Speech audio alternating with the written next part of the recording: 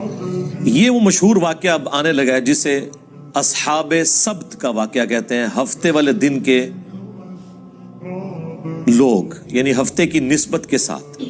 جس طرح مسلمانوں کے لیے جمعے کا دن ہے، کرسچنز کے لیے اتوار کا دن ہے، یہودیوں کے لیے ہفتے کا دن اللہ تعالیٰ نے مقرر کیا تھا اسپیسیفکلی. گو مسلمانوں کو اللہ تعالیٰ نے اس طرح پابند نہیں کیا کہ صرف انہوں نے جمعے والے دن ہی اللہ اللہ کرنی ہے، وہ تو پوری زندگی کرنی ہے، لیکن ان کے لیے پورا ہفتے کا دن وقف تھا. وہ کوئی اور کام نہیں کر سکتے تھے سوائے اس کے کہ وہ خدا کے ساتھ اپنی کمٹمنٹ کریں گے، پورا دن عبادت میں گزاریں گے. اور ساتھ ہی ساتھ ان پہ دوسری آزمائش یہ ڈالی گئی تھی کہ ہفتے کے دن وہ شکار بھی نہیں کریں گے. مچھلیوں کا شکار جو ان کے لیے گزر بسر کا ذریعہ تھا، ہفتے کے دن نہیں کریں گے، باقی دنوں میں کریں، سٹور کر کے کھائیں، کوئی مسئلہ نہیں ہے. لیکن انہوں نے اللہ تعالیٰ کے حکم کی نافرمانی کی. اس کے بدلے میں اللہ تعالیٰ نے انہیں بندر اور خنزیر بنا دیا، وَلِعَوْذُ بِاللَّهِ تعالی. یہ واقعہ مسلمانوں کے لیے اس اعتبار سے بڑا عبرت کا نشان ہے کہ اگلی امتوں کو دنیا میں ہی نافرمانیوں کی سزا مل جایا کرتی تھی. اس امت کے لیے نبی صلی اللہ علیہ وآلہ وسلم کی دعاؤں کی برکت سے دنیا میں کافی حد تک مسئلہ اللہ تعالیٰ نے ٹال دیا. لیکن آخرت میں عذاب ہوگا. یہ نہیں ہے کہ وہ معاف ہو جائے گا جو غلط حرکتیں کی. یہ اصحاب سبت کا واقعہ ہے، یعنی ہفتے والے دن سے متعلقہ لوگ. یہی وہ لوگ تھے جو بندر بنا دیے گئے، خنزیر بنا دیے گئے. یہاں پہ یہ واقعہ آ رہا ہے، وہ انشاءاللہ ہم تفصیل سے کور کریں گے. اس واقعے میں جو سب سے عبرت والی چیز ہے وہ یہ ہے کہ بنی اسرائیل کے لوگ 3 گروہوں میں بٹ گئے. ایک وہ لوگ تھے جنہوں نے کہا کہ ہم اللہ تعالیٰ کے اس حکم کی نافرمانی نہیں کریں گے، پلس جو لوگ نافرمان تھے انہیں وہ اس نافرمانی سے روکتے تھے. یہ سب سے اعلیٰ ترین درجہ ہے. دوسرے وہ لوگ تھے جو خود تو نافرمانی نہیں کرتے تھے لیکن نافرمانوں کو روکتے نہیں تھے. یہ سب سے آسان کام ہوتا ہے اس حوالے سے.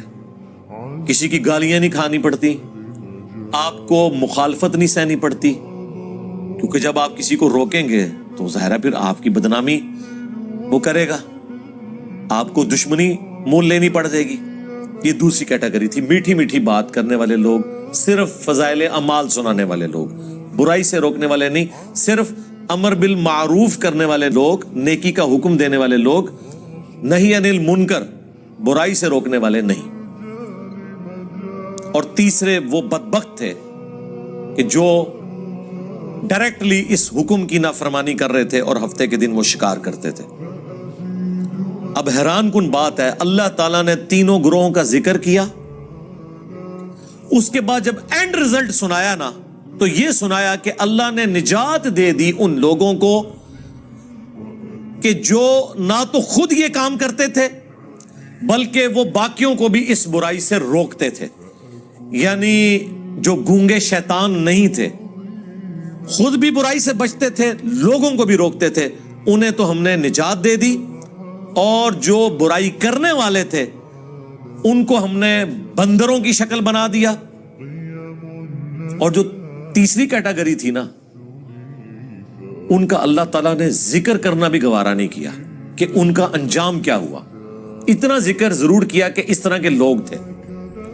یہی وجہ ہے کہ انہی آیات کے کانٹیکسٹ میں المستدرک للحاکم میں تفصیل کے ساتھ ایک حدیث موجود ہے. میں نے پہلے بھی کئی دفعہ عرض کیا ہے کہ قرآن کی اگر آپ نے تفسیر احادیث کی روشنی میں دیکھنی ہے نا، تفسیر ابن کثیر تو بہت اچھا کام ہوا ہے، انہوں نے ساری چیزیں ایک جگہ جمع کر دی، آسانی ہے اس میں. اب صحیح اور ضعیف کے حکم بھی لگ چکے ہیں. لیکن ڈائریکٹلی اگر آپ نے احادیث کی کتابوں سے قرآن کی تفسیر پڑھنی ہے نا تو صحیح بخاری کا کتاب التفسیر چیپٹر پڑھ لیں، جامعہ ترمذی کا کتاب التفسیر چیپٹر پڑھ لیں، اور المستدرک للحاکم کا کتاب التفسیر چیپٹر، وہ تو بہت ڈیٹیل کے ساتھ ہے.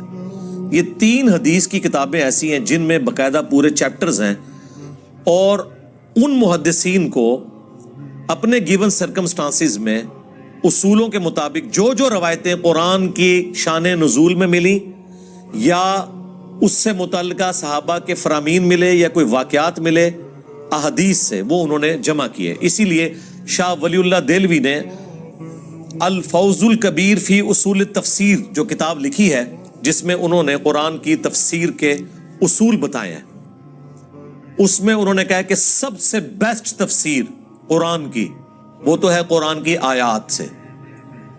जिस तरह कुरान में है सिरातल लज़ीना अनअमता अलैहिम, रास्ता उन लोगों का जिन पर तेरा इनाम हुआ। लोग ये आयत पढ़ के अपने बुजुर्ग बाबों का जिक्र करते हैं, जबकि कुरान ने फिर सूरत निसा में बताया कि ये लोग कौन हैं। मिनन नबिय्यीना वस्सिद्दीकीना वश्शुहदाई वस्सालिहीन, नबी हैं, सिद्दीक हैं, शहीद हैं और सालिहीन। और सालिहीन जो अल्लाह की नजर में सालिहीन है वो डेफिनेटली तो सहाबा और अहले बैत है रज़ियल्लाहु अन्हुम व अलैहिमुस्सलाम अजमईन। बाकी आपकी असेसमेंट है। और अब इस दौर में तो हर फिरके के सालिहीन डिफरेंट है। एक के सालिहीन दूसरे के मुशरिकीन है, हाँ, दूसरों के सालिहीन इनके गुस्ताखाने रसूल हैं। इसको तो आप छोड़ दें। बहरहाल ये 3 किताबें दी बेस्ट कुरान की तफसीर हैं। उनके चैप्टर्स, सही बुखारी का चैप्टर, तिरमिजी का और अल मुस्तदरक लिल हाकिम का। बहरहाल जितना मेरा कुरान का फहम है, जो मैं अल्लाह ताला के मिजाज को समझ सका हूं कुरान की रूह से, मुझे तो यही लगता है कि जो गूंगे शैतान थे उनका अंजाम भी उन्हीं के साथ हुआ जो बुराई करने वाले थे, क्योंकि अल्लाह ताला की रहमत का तकाजा था कि अल्लाह ने जिन्हें निजात दी है उन्हें मेंशन करता। जब निजात दहिंदा को मेंशन किया तो अल्लाह ने सिर्फ उन्हीं को कहा जो निजात पा गए थे। उनके अलावा अगर किसी का जिक्र नहीं किया तो यह डेफिनेट है कि वो निजात नहीं पाए थे, और उनका कुछ भी अंजाम हुआ हो, एटलीस्ट वो उन लोगों में शामिल नहीं थे जिन्हें अल्लाह ने निजात दी।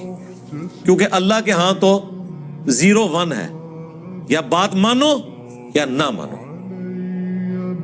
ये टोटल पैकेज है। अब वो आयात की तरफ आ जाए। पूछो इनसे उस बस्ती का हाल जो साहिल समुंदर के ऊपर आबाद थी। ये छोटी छोटी समुद्री झीलें थी जो बाद में जोड़ के गौरों ने नहर सुइज बना दी। उस जमाने में ये समुद्री झीलें थी जो आबाद थे साहिल समुंदर। इज़ यादून फी सब्त, जब वो हद से बढ़ गए हफ्ते के दिन के बारे में। अब अल्लाह ने चूंकि आजमाइश बनाया था, बाकी पूरे वीक में मछलियां सामने नहीं आती थी, बड़ी मुश्किल से चंद मछलियों का शिकार होता था, और हफ्ते वाले दिन मछलियां उनकी आंखों के सामने फुदकती थी। मछलियों को भी पता चल गया था कि आज के दिन इनके हाथ पांव बंधे हुए हैं, ये कुछ कर नहीं सकते। उनको भी अपने एक्सपीरियंस से पता चल गया था, तो वो भी अल्लाह ताला की तरफ से उन पे आजमाइश मुसल्लत हुई कि एक भूखे बंदे के सामने आप ला के मुरगन ग़िज़ाएं रख दें तो जाहिर है उसका तो रोज़ा टूटेगा। उसी का अल्लाह ने जिक्र किया है। इज़ यादून फी सब्ति इज़ तातीहिम हितानुहुम यौम सब्तिहिम शुर्रा, जबकि हफ्ते के दिन उनके पास मछलियां पानी पर फुदकती थी, सामने आ जाती थी। यानी उन्होंने चींगे लानियां सन कि हाँ जी फड़ लो, अब उनके सामने आ रही है आजमाइश उनके लिए। वह यौम ला यस्बितून, और जब हफ्ते का दिन नहीं होता था, ला तातीहिम, तो उनके पास वो नहीं आती थी। बाकी दिनों में उनको मुश्किल से शिकार करना पड़ता था, हफ्ते के दिन उनके सामने फुदकती थी। अब ये आजमाइश थी, इसीलिए हफ्ते वाले दिन वो कसरत में सामने नजर आती थी। कज़ालिक, इस तरीके से, नबलूहुम बिमा कानू यफसुकून, हमने आजमाइश में डाल दिया बसबब इसके कि वो नाफरमानी किया करते थे। اس سبب سے اللہ تعالیٰ نے انہیں آزمائش میں ڈالا ایک مشکل وقت. ظاہر ہے اللہ تعالیٰ کی طرف سے جو آزمائش آتی ہے نا، سب سے بہتر تو یہ کہ آزمائش نہ آئے، اور جب آ جائے تو یہ اللہ تعالیٰ کا خاص کرم ہوتا ہے کہ کوئی شخص اس آزمائش سے بچ جائے. نبی علیہ السلام نے تو اسی لیے دعا کی ہے، جو میں نے اکثر آپ کو بتایا ہے، جامعہ ترمذی میں، مسند احمد میں اور مشکاۃ المصابی میں بھی 748 نمبر حدیث ہے، جو نبی علیہ السلام کو خواب میں اللہ کی زیارت ہوئی تھی. اس میں آپ نے جو دعا کی تھی اور نبی علیہ السلام نے کہا کہ یہ میری دعا لے لو اور باقی لوگ بھی یاد کرو، اس میں یہ بھی الفاظ ہیں وَإِذَا أَرَدْتَ فِتْنَةَ فِي قَوْمٍ فَتَوَفَّنِي غَيْرَ مَفْتُونٍ. اے اللہ جب تو کسی قوم کو آزمائش میں ڈالے نا تو ہمیں اس آزمائش سے دور ہی رکھنا. ہاں، یہ نہیں ہے کہ انسان بہادر بن کے کہ اللہ میرے پہ آزمائشیں ڈال اور مجھے صبر دے، نہیں، یہ کہنا چاہیے کہ اے اللہ آزمائش سے دور رکھنا. ہاں جب کبھی ناگزیر ہو جائے وَلَنَبْلُوَنَّكُمْ بِشَيْءٍ مِّنَ الْخَوْفِ وَالْجُوعِ وَنَقْصٍ مِّنَ الْأَمْوَالِ وَالْأَنفُسِ وَالثَّمَرَاتِ، تو ٹھیک ہے اس میں اللہ تعالیٰ صبر دے، سب کچھ ہے، لیکن پہلی پرائورٹی نبی علیہ السلام نے یہی دعا سکھائی ہے کہ اللہ تعالیٰ فتنے میں مبتلا نہ کرے، کیونکہ بڑے بڑے ایمان والوں کے روزے ٹوٹ جاتے ہیں اس طرح کی آزمائشوں میں. جب امام حنیفہ رحمہ اللہ کے اوپر مشکل وقت آیا ہے تو پھر امام حنیفہ ہی کھڑے ہوئے ہیں خلیفہ منصور کے خلاف، باقی ان کے زمانے کے بڑے بڑے علماء مصلحت کا شکار ہو گئے. جب احمد بن حنبل کے دور میں خلق قرآن کا مسئلہ کھڑا ہوا ہے تو احمد بن حنبل رحمہ اللہ نے ہی استقامت دکھائی ہے، باقی کئی لوگ جو ہیں اس زمانے کے جو بڑے بڑے ائمہ ہیں مصلحت کا شکار ہو گئے. تو ہر زمانے میں جو حسینی فکر ہے وہ چند ایک لوگ ہی لے کے چلتے ہیں، سب میں اتنی جرت نہیں ہوتی.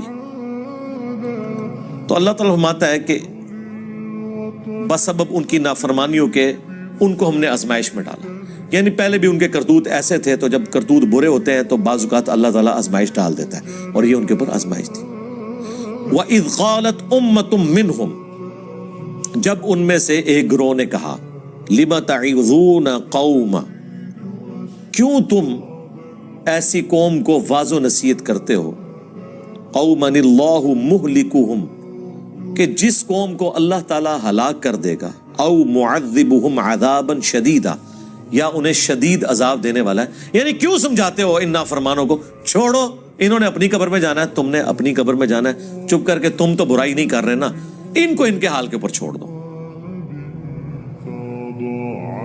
ان کا جواب سنیں کیا ہے.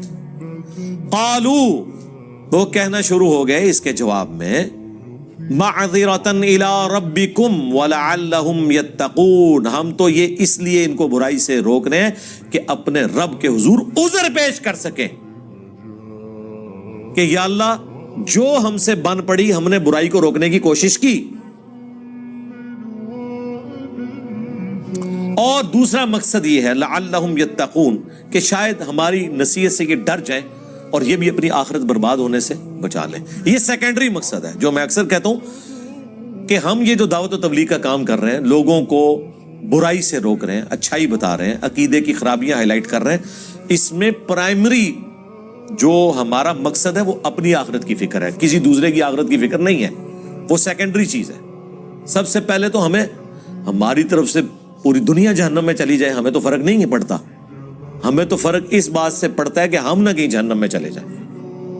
پہلی ایفرٹ تو ہماری اپنی ذات کے لیے ہوگی، او انفسکم و اہلیکم نارا، بچاؤ اپنے آپ کو اور اپنے گھر والوں کو جہنم کی آگ سے.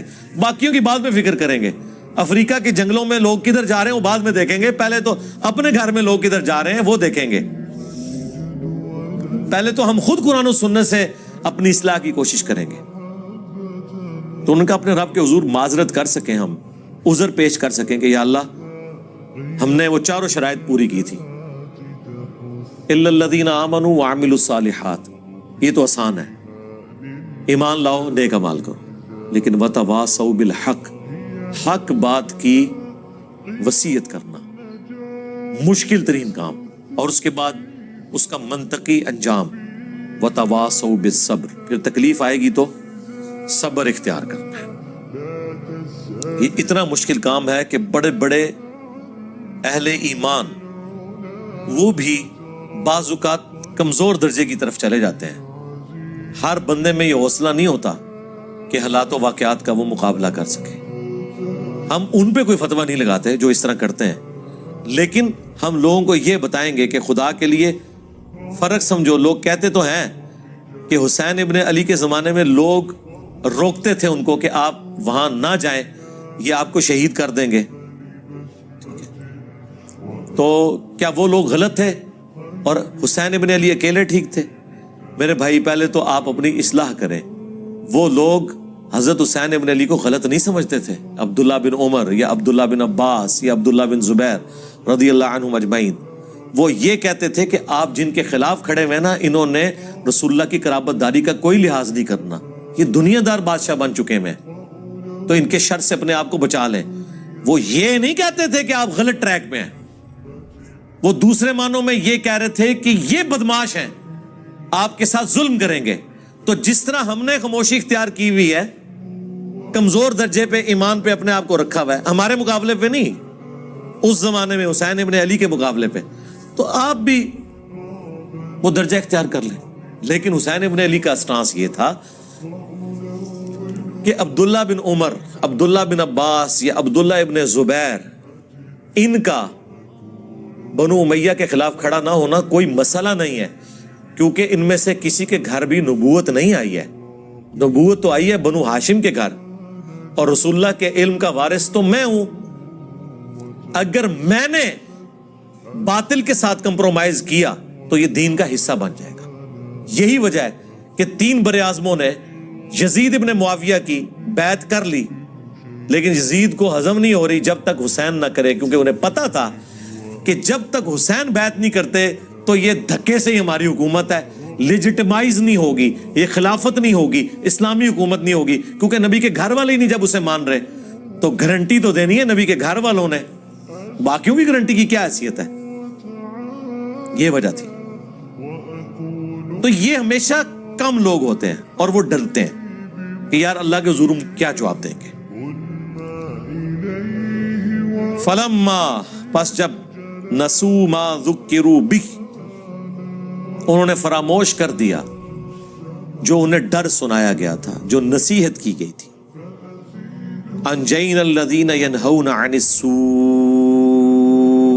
تو ہم نے نجات دے دی ان کو جو برائی سے روکنے والے تھے، یعنی جو حسین ابن علی کی نیچر رکھنے والے تھے، ان کو تو مل گئی نجات. وَأَخَذْنَا الَّذِينَ ظَلَمُوا، اور پکڑ لیا ان کو ہم نے جو ظلم کرنے والے تھے، بِعَذَابٍ بَئِيسٍ بِمَا كَانُوا يَفْسُقُونَ، جن لوگوں نے اپنی جانوں پر ظلم کیا، برے عذاب سے ان کو پکڑ لیا گیا بوجہ اس کے کہ وہ نافرمانی کیا کرتے تھے. فَلَمَّا عَتَوْا عَمَّا نُهُوا، جب انہوں نے سرکشی کی اس سے جس سے ان کو روکا گیا تھا، مَا نُهُوا عَنْهُ، جس سے وہ لوگ روکے گئے تھے. قُلْنَا لَهُمْ كُونُوا قِرَدَةً خَاسِئِينَ، تو ہم نے ان سب کے سب کو کہا کہ بن جاؤ پھٹکارے ہوئے بندر. بس اللہ نے تو پھر کن فیکون ہی ہوتا ہے، کہا اور وہ بن گئے. اللہم لا تجعلنا منہم، اللہم احسن عاقبتنا فی الامور کلیہا واجرنا من خزی الدنیا وعذاب الاخرہ، آمین. اللہ اکبر. اب یہ واقعہ یہاں پہ مکمل ہو گیا. دیکھ لیں ان اٹینڈڈ ہے وہ گروہ. اللہ نے 2 گروہوں کا ذکر کر دیا. جو روکنے والے تھے وہ نجات پا گئے، اور جو کرنے والے تھے وہ تباہ و برباد ہو گئے. اللہ نے ان کو بندر بنا دیا. لیکن جو تیسری کیٹیگری تھی نا، جو کہہ رہی تھی کہ تانوں کیڑی لوڑ ہے، تسی اپنی قبر ہی جانا ہے، انہوں نے اپنی قبر ہی جانا ہے، آپ کو کیا تکلیف ہے، ان کو اللہ تعالیٰ نے اس قابل بھی نہیں سمجھا کہ ان کے انجام کا ذکر کرے، اچھا یا برا. اللہ. وَإِذْ تَأَذَّنَ رَبُّكَ، اور یاد کرو جب تمہارے رب نے یہ اعلان کیا تھا، لَيَبْعَثَنَّ عَلَيْهِمْ إِلَى يَوْمِ الْقِيَامَةِ، کہ ضرور اللہ تعالیٰ بھیجتا رہے گا ان پر قیامت کے دن تک من یسومہم سوء العذاب، ایسے ان کے اوپر حکمران مسلط ہوں گے، ایسا جابر حکمران ان کے اوپر آتے رہیں گے جو انہیں عذاب دیں گے، برا تکلیف دیں گے دنیا میں. حتیٰ کہ وہ بنی اسرائیل کے جو 2 عروج اور 2 زوال کا ذکر ہے سورہ بنی اسرائیل کے آغاز میں، اس میں اللہ تعالیٰ نے فرمایا ہم نے اپنے سخت لڑائی لڑنے والے بندے مسلط کر دیے. کس کے اوپر؟ بنی اسرائیل کے اوپر. اور انہوں نے بیت المقدس کی اینٹ سے اینٹ بجا دی. اللہ نے ان کافروں کو اپنی طرف منسوب کیا کہ ہم نے یہ مسلط کیے. اس امت کے اوپر بھی اللہ نے مسلط کیے تاتاری، اینٹ سے اینٹ بجائی انہوں نے بغداد کی. اللہ عذاب جب دلواتا ہے نا تو وہ اپنی مخلوق کے ذریعے ہی دلواتا ہے، اور اس وقت وہ مسلط ہوئے ہوتے ہیں. پھر تاتاریوں نے سرکار نہ کوئی بزرگ دیکھا ہے، نہ کوئی غوث دیکھا ہے، نہ کوئی کتب دیکھا ہے، وڈ کے پرے ماریا ہے. سارے بزرگوں کے حالات لکھنے والے جو شیخ فرید الدین عطار تذکرۃ الاولیاء جنہوں نے لکھی ہے، ان کو بھی تاتاریوں نے قتل کیا ہے. بچے کوئی نہیں، ٹھیک ہے، کیونکہ اللہ کی طرف سے تاتاری مسلط ہوئے تھے مسلمانوں پہ. تو اللہ نے فرمایا کہ بنی اسرائیل کے ساتھ بھی میں یہ کرتا رہوں گا. اچھا، اس میں یہ نہ سمجھیے گا کہ ان کے آباء و اجداد کی سزا ان کی اولادوں کو مل رہی ہے، نہیں. بنی اسرائیل میں سے جن لوگوں نے حق قبول کر لیا وہ اس عذاب سے بری ہو گئے. عبداللہ بن سلام جیسے لوگ بھی تو موجود تھے نا، یہودی عالم جنہوں نے اسلام قبول کیا. اس سے مراد وہ ہے بنی اسرائیل میں سے جنہوں نے اپنے آباء و اجداد کی وہ روش چھوڑی نہیں ہے اور پیغمبروں کی نافرمانی کو اپنا شعار بنا کے رکھا. ان پر قیامت کے دن تک عذاب آتا رہے گا.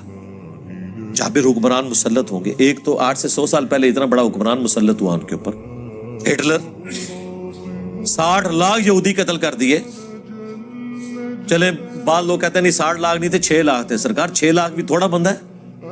6 لاکھ بندے مارنے کے لیے اس نے 100 فیکٹریاں بنائی. اس نے جو کچھ کیا وہ غلط کیا، لیکن جن کے ساتھ ہوا اللہ تعالیٰ کی عذاب کی گرفت میں تھے وہ. ان ربک لسریع العقاب، بے شک تیرا رب عذاب دینے میں جلدی فرمانے والا ہے. لیکن بعض اوقات ڈھیل بھی دے دیتا ہے، لیکن دنیا میں بعض اوقات تھوڑا بہت مزہ ضرور چکھاتا ہے. آخرت کا تو عذاب پکا ہے. وَإِنَّهُ لَغَفُورٌ رَحِيمٌ، اور سائملٹینیس کنٹراسٹ ہے. اور بے شک وہ ضرور بالضرور بخشنے والا مہربان ہے. یعنی آج بھی اگر کوئی دعوت حق قبول کر لے تو اللہ تعالیٰ اس کے اوپر مہربان ہے. وَقَطَّعْنَاهُمْ فِي الْأَرْضِ أُمَمًا، اور ہم نے ان کو بانٹ دیا زمین میں کئی گروہوں کے اندر. یہ بھی اللہ تعالیٰ کی طرف سے ایک سزا ہوتی ہے کہ آپ کی یونٹی ختم ہو جائے. آج مسلمان بھی دیکھیں نا کئی گروہوں میں بٹ گئے ہیں، فرقہ واریت کے اعتبار سے بھی، ایون لسانیت کے اعتبار سے بھی. آج بھی وہ تفریق باقی ہے، اجمی اور عربی والی. سب کانٹیننٹ کے لوگوں کو عربی کس طرح ڈیل کرتے ہیں؟ اپنے غلاموں کی طرح. تو اس طرح کی تفریق شروع ہو جاتی ہے. پھر صرف جمعے کے خطبوں میں رہ جاتا ہے کہ کسی عربی کو اجمی پر، کسی کالے کو سفید پر، کسی سفید کو کالے پر، کسی سرخ کو سیاہ پر، کسی سیاہ کو سرخ پر. کوئی فضیلت حاصل نہیں ہے. مسند احمد میں جو خطبہ ہے رسول اللہ صلی اللہ علیہ وآلہ وسلم کا حجۃ الوداع کا، تقریروں تک تو رہتا ہے، لیکن جیسے ہی ممبر سے نیچے اترتے ہیں پھر وہ ڈیفرنس شروع ہو جاتے ہیں. منہم الصالحون، ان میں سے نیک لوگ بھی ہیں. ومنہم دون ذالک، اور کچھ اور طرح کے لوگ بھی ہیں جو برے اعمال کرنے والے ہیں. وبلوناہم بالحسنات والسیئات، اور ہم نے انہیں آزمایا نعمتیں دے کر بھی اور تکالیف کے ذریعے بھی. لعلہم یرجعون، تاکہ وہ ہماری طرف پلٹ آئیں. یہ اللہ تعالیٰ کا ایک سمجھ لیں ڈیوائن قانون ہے کہ دنیا میں اللہ تعالیٰ بعض اوقات تکلیف اس لیے بھی دیتا ہے کہ شاید اللہ کی طرف لوگ پلٹ آئیں. دنیا کی آزمائشیں اللہ کی طرف رجوع لانے کا ذریعہ بن جاتی ہیں. انڈیویجول لیول کے اوپر بھی آپ دیکھیں گے کئی لوگ ایسے ہیں، گھر میں جوان موت ہوئی، یا ماں مر گئی یا باپ مر گیا، تو وہ پہلی دفعہ جب دفنانے کے لیے قبرستان جاتے ہیں اور اس منظر کو اپنی آنکھوں سے دیکھتے ہیں تو دل میں رغبت پیدا ہوتی ہے اور وہ کہتے ہیں کہ ٹھیک ہے اب ہم نے اللہ کی طرف آنا ہے۔ یہ دنیا میں تکلیف انسان کو بعض اوقات اس اعتبار سے نعمت بن کے آتی ہے کہ اللہ کی طرف لوگ رجوع لے آئیں، تو اللہ تعالیٰ فرماتا ہے کہ ہم پھر ان کی اولادوں کو، بنی اسرائیل کی اولاد کو جو چلی وہ ساری نسل تکلیف کے ذریعے آسائشیں دے کے ہر طریقے سے آزماتے رہے تاکہ وہ پلٹ آئے اللہ کی طرف۔ فخلف من بعدہم خلف، لیکن پھر جانشین ہوئے ان کے بعد وہ ناخلف لوگ، ورثوا الکتاب، جو کہ وارث ہوئے کتاب کے، یأخذون عرض ھذا الادنی، اللہ اکبر، جو کہ لیتے ہیں دنیا کا ادنا مال، وَيَقُولُونَ، اور ساتھ یہ بھی کہتے ہیں، یعنی دین بیچتے ہیں، اور ظاہر ہے اس سے مراد عام لوگ نہیں تھے، بنی اسرائیل کے علماء تھے، دین تو انہوں نے بیچنا ہے نا، عام لوگوں نے تو سبزی پیاز بیچنا ہے نا، ان کی تو دین کی دکانداریاں نہیں ہے نا، دین تو انہوں نے بیچنا ہے نا، غلط فتوے، اللہ کی آیات کو بدلنا، بیچنا، یہ علماء کا کام ہے، دنیا کے چند ٹکوں کے عوض۔ اور وہ ساتھ کہتے تھے سَيُغْفَرُ لَنَا، اللہ ان قریب ضرور ہمیں بخش دے گا۔ ہم بھی کہتے ہیں نا یا اللہ جو کچھ بھی ہے تیرے محبوب کی امت سے ہے، دیکھو جی کلمہ پڑھے جی ایک نہ ایک دن جنت چلے ہی جانا ہے، ایسی یہ وہی چیز، وہی مینٹیلٹی بنی اسرائیل کے اندر موجود تھی، کام چک کے رکھو ایک نہ ایک دن چلے جائیں گے۔ وَإِن يَأْتِهِمْ عَرَضٌ مِثْلُهُ، اور اگر آ جائے ان کے پاس اتنا مال اور، یأخذوا، لے لیں گے۔ وہی میں نے آپ کو یہاں پہ بھی بتایا، وہ علماء جو آپ کو کہتے ہیں غیر مسلم ملکوں میں جا کے نوکریاں نہ کریں، کافروں کے ملکوں میں آپ کی کمائی حرام ہے، انہی کو آپ ممبر سے اترنے کے بعد ڈالرز دینا چندے کے طور پر، کبھی کسی نے نہیں کہنا کہ یہ تو آپ کی کمائی کیا ہے۔ آج تک کسی چندہ دینے والے کو کسی عالم نے نہیں پوچھا کہ تو کسی سودی کاروبار میں تو نہیں ملوث؟ نہیں، بتانے کے لیے بہت اچھی بات ہے، پوچھیں گے نہیں کبھی بھی، آپ بتا کے بھی دیکھ لیں واپس نہیں کریں گے انشاءاللہ، آپ کو مایوس نہیں لوٹائیں گے انشاءاللہ۔ یہاں پہ بھی اللہ نے ہمارا ان کو اور بھی ملے نہ ملے گا، یہ لیں گے۔ الم یؤخذ علیہم میثاق الکتاب، اللہ اکبر، کیا نہیں لیا گیا تھا ان سے کتاب کے بارے میں پختہ عہد، یعنی تورات کے بارے میں۔ مال تو ہاتھوں ہاتھ لیتے ہیں اور دین کے نام کے اوپر کمائیاں کر رہے ہیں، اور جو وہ دین تھا اس پہ عمل ہی کوئی نہیں ہے۔ جیسا میں نے کہا یہاں پہ لوگوں نے بزرگیاں تو اویل کی ہیں قرآن و سنت کے نام پہ، اور قرآن و سنت پہ عمل نہیں ہے، بلکہ یہ کہتے ہیں قرآن و سنت ڈائریکٹ نہ پڑھو گمراہ ہو جاؤ گے۔ اگلے دن ہمارے لائیو سیشن میں ایک بندے نے سوال کیا کہ میں ادھر کرسچنز کے ملک میں ہوں، وہاں پادری بھی یہ کہتے ہیں کہ ڈائریکٹ انجیل نہیں پڑھنی گمراہ ہو جاؤ گے، تو وہ کہہ رہا تھا کہ یار یہ کیا وجہ ہے کہ سارا مذہبی طبقہ ایک جیسا ہی ہے؟ میں کہ ہاں، مولوی سارے ایکو جینے پاویں، پادری ہون، پنڈت ہوں، چاہے مولوی ہوں مسلمانوں کے، یہ طبقہ ایک جیسا ہے۔ اس کی دو ریزن ہے، ایک تو یہ کہ انہیں یہ پتا چلے گا جب یہ کتابیں ڈائریکٹ پڑھیں گے نا تو کتابوں کا دین ان علماء سے مختلف ہوگا، تو ان کو سوال کریں گے حضرت اس میں تو یہ لکھا ہے آپ تو یہ کر رہے ہیں۔ دوسرا، ان کا جب دماغ کھلے گا اور ان سے سوال پوچھیں گے اکثر چیزوں کے جواب نہیں ان کو آتے ہوں گے۔ اور تیسرا، جو ان کا اسٹیبلش دین ہے جس کے اوپر وہ کمائیاں کر رہے ہیں، اس کے بالکل اپوزٹ دین قرآن و سنت کے اندر موجود ہے، یا ان کتابوں میں آج بھی ایک ان ایمبیگوس سٹیٹمنٹ ایسی نہیں تورات اور انجیل میں جو شرک کی طرف مائل کرتی ہو۔ وہ کتابیں تبدیل ہو کر بھی توحید کے اعتبار سے کامل ہیں، کیونکہ اگر توحید بھی اس میں ختم ہو جاتی پھر یہود و نصارہ کے لیے ہدایت کا کوئی ذریعہ نہ ہوتا۔ آپ کس کتاب سے ان سے بات کرتے ہیں؟ قرآن کو تو وہ مانتے ہی نہیں ہیں۔ لیکن آج کئی لوگ مسلمان صرف اس لیے ہوئے ہیں کہ آج کی بھی تورات اور انجیل میں جو توحید ہے نا، اس توحید کو اگر کوئی صحیح معنوں میں لے کے چل رہا ہے تو مسلمان لے کے چل رہے ہیں، اور پریکٹیکلی وہ توحید اسلام میں نظر آتی ہے، ان میں تو نظر ہی نہیں آتی۔ اچھا، سیم وہی جملے بولتے ہیں کہ جی یہ جو آپ سامنے پڑھ رہے ہیں نا، اس کے اندر ایک باطنی معنی بھی ہوتا ہے جو اہل معرفت جانتے ہیں، جو سٹیٹ لکھا ہوا نا بالکل واضح، وہ کہتے ہیں اس کو چھوڑ دیں، آپ اس کے پیچھے جائیں۔ چلو پیچھے جانے سے بھی یہی چیز نکلنی چاہیے نا، دنیا میں تو یہی ہوتا ہے نا کہ آپ پانی کا کنواں کھود رہے ہیں 100 فٹ کے اوپر جا کے پانی نکلا ہے تو نیچے جا کے یہ تو نہیں ہوگا کہ تیزاب نکل آئے گا.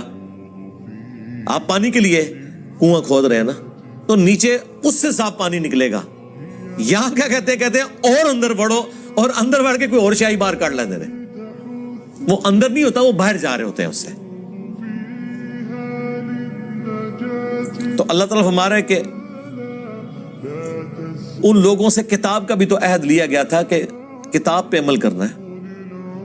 اللہ یقول علی اللہ الا الحق, کہ نام منسوب کرنا اللہ کی طرف سوائے اس کے کہ جو حق پر مبنی ہے. وَدَرَسُوا مَا فِيهِ, اور پڑھ لیا انہوں نے جو کتاب میں تھا. اس کے باوجود انہوں نے اللہ کی طرف غلط عقیدے منسوب کیے. یہاں پہ لوگ اللہ تعالیٰ کے حوالے سے کئی ایک عقیدے ایسے کلیم کر دیتے ہیں کہ ہم انہیں کہتے ہیں یہ کہاں لکھے ہوئے ہیں. وہ کہتے ہیں جی اللہ چاہے تو ایسے ہو سکتا ہے, اللہ چاہے تو قاسم ننوتوی صاحب مرنے کے 6 سال کے بعد قبر سے نکل کے دیوبند میں 2 مولویوں کی صلح کرا کے واپس جا سکتے ہیں, خواب میں نہیں بیداری میں. ہم کہتے ہیں یہ اللہ کے اوپر جو آپ نے جھوٹ باندھا ہے یہ قرآن میں کہاں لکھا ہوا ہے؟ قرآن میں تو سورہ یاسین میں, سورہ واقعہ میں اللہ نے فرمایا جو دنیا سے چلا گیا وہ کبھی دنیا میں واپس نہیں آ سکتا. حضرت عیسیٰ بھی جو مردے زندہ کرتے تھے وہ دنیا میں واپس نہیں آتے تھے. وہ مردے کے پاس کھڑے ہوتے تھے, بِإِذْنِ اللہ کہتے تھے. وہ کھڑا ہوتا تھا تھوڑی دیر کے لیے, وہ کہتا تھا عیسیٰ اللہ کے پیغمبر ہیں, ان کی اطاعت کرو, پھر ساتھ ہی واپس چلا جاتا تھا. دنیا میں کوئی واپس نہیں آ سکتا. یہ اللہ کا ڈیفینیٹ قانون ہے. چاہے کوئی بزرگ نہیں, اللہ چاہے, سرکار اللہ کا چاہنا آپ چاہیں گے, یہ وہی چیز ہے. لا یقول علی اللہ الا الحق, مت اللہ کے اوپر کوئی بات ایسی منسوب کرو سوائے اس کے کہ جو حق پہ مبنی ہے. پڑھ لیے جو کچھ کتاب میں تھا. وَالدَّارُ الْآخِرَةُ خَيْرٌ لِّلَّذِينَ يَتَّقُونَ, اور جو آخرت کا گھر ہے وہ تو بہتر ہے ان لوگوں کے لیے جو پرہیزگاری کی روش اختیار کریں. افلا تعقلون, کیا تم اتنا بھی نہیں سمجھتے, اتنی عقل بھی نہیں رکھتے؟ یہ کانٹے کی بات ہے, کتاب کو فالو کرنا ہے اور آخرت کے لیے تگو دو کرنی ہے. یعنی پورا دین یہی ہے نا کہ آپ نے اللہ کی وحی کو فالو کر کے آخرت اپنی بنانی ہے. پورا دین یہ نٹ شیل کے اندر ہی ہے. دین بیچ کے دنیا نہیں کمانی. والذین یمسکون بالکتاب, اور جنہوں نے مضبوطی سے پکڑا ہے کتاب کو, واقاموا الصلاۃ, اور قائم کرتے ہیں نماز. انا لا نضیع اجر المصلحین, ہم کبھی ایسے لوگوں کا اجر ضائع نہیں کریں گے جو اصلاح کرنے والے ہیں, اپنی اصلاح بھی اور دوسروں کی اصلاح بھی, جو نیکوکاری کی روش اختیار کرنے والے ہیں. اللہ تعالیٰ ان کا اجر کبھی ضائع نہیں کرے گا. دنیا میں نے اکثر کہا ہے کہ یہ ہو سکتا ہے کہ کسی کی محنت ضائع ہو جائے, لیکن آخرت کے لیے جو آپ نے دنیا میں محنت کی ہے نا, اس کا اجر آپ کو ملنا ہے. کیونکہ دنیا کو اللہ نے آزمائش کے ساتھ جوڑا ہوا ہے. محنت کر کے بھی بعض اوقات آپ کا نقصان ہو جائے گا. آخرت کے لیے محنت کر کے نقصان نہیں ہوگا اگر آپ نے صحیح طریقے سے محنت کی ہے, جو کرنے کا حق ہے, صحیح ڈائریکشن میں کی ہے. اسی لیے اللہ تعالیٰ کہتا ہے کہ میں اپنے وعدے کے خلاف نہیں کرتا. کوئی ذرہ برابر نیکی کرے گا تو وہ بھی دیکھ لے گا, ذرہ برابر گناہ کرے گا تو وہ بھی دیکھ لے گا. فَمَن يَعْمَلْ مِثْقَالَ ذَرَّةٍ خَيْرًا يَرَهُ وَمَن يَعْمَلْ مِثْقَالَ ذَرَّةٍ شَرًّا يَرَهُ. اب ایک اور بنی اسرائیل کے ساتھ بہت بڑا اللہ نے جو معجزہ کیا, تھریٹ کی انہیں. اللہ اکبر. وَإِذْ نَتَقْنَا الْجَبَلَ فَوْقَهُمْ, اور یاد کرو وہ کیا تھا تم پر پہاڑ, كَأَنَّهُ ظُلَّةٌ, یہاں تک کہ وہ سائبان بن گیا. وَظَنُّوا أَنَّهُ وَاقِعٌ بِهِمْ, اور وہ گمان کرنا شروع ہو گئے کہ قریب ہے کہ یہ پہاڑ ہم پہ گر پڑے. اللہ تعالیٰ نے کوہ طور پہاڑ کو بلند کر کے بادل کی شکل میں 6 لاکھ بنی اسرائیل کے اوپر, کروڑوں ٹن کا پہاڑ ہے. یہ دھمکی لگائی جا رہی ہے پکڑو تورات کو, ادروائز ڈگیا جو توڑے ہوتے. اتنی وڈنی تھریٹ. خذوا ما آتیناکم بقوہ, پکڑو اس کو جو ہم نے تمہیں عطا کیا ہے پوری قوت کے ساتھ. قوت کے ساتھ یہ نہیں ہے کہ مطلب وہ گر نہ جائے, مراد یہ ہے کہ اس کے ایسن کو فالو کرو، اس کی روح کو فالو کرو. وَاذْكُرُوا مَا فِيهِ، اللہ اکبر، اور یاد کرو جو کچھ اس کے اندر ہے اسے فالو کرو. لَعَلَّكُمْ تَتَّقُونَ، تاکہ تم پرہیزگار بن سکو، ڈر جاؤ. تو یہ بنی اسرائیل سے اللہ تعالیٰ نے عہد لیا تھا. ظاہر اس وقت تو سب نے کہا کہ بالکل ہی اللہ جو تسی کہو گے ہوئے گا. جناب پہاڑ سر دے ہوتے ہوئے، سر کے اوپر پہاڑ سائبان اور بادل کی شکل میں ہو، اور تھریٹ ہو کہ یا تو تورات کو پکڑو ادروائز یہ موت کا پروانہ آیا تمہارے اوپر. اتنا بڑا معجزہ دیکھ کے بھی، لیکن بس اس وقت تو انہوں نے عہد کیا، لیکن بعد میں اکثریت نے بھلا دیا.